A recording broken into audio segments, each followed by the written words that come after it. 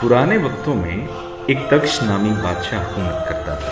ایک دن اس نے اپنے غلاموں سے ایک راز کی بات کہی اور انہیں منع کیا کہ اس بات کو کسی دوسرے پر ظاہر نہ کریں۔ 1 سال تک تو خیریت رہی، پھر ان غلاموں میں سے ایک نے اپنے کسی دوست کے سامنے وہ بھید ظاہر کر دیا اور اسے تاکید کی کہ یہ کسی دوسرے کو نہ بتانا۔ اس کے دوست نے اسی طرح کسی دوسرے کو یہ بات بتا دی، اس نے تیسرے کو، تیسرے نے چوتھے کو۔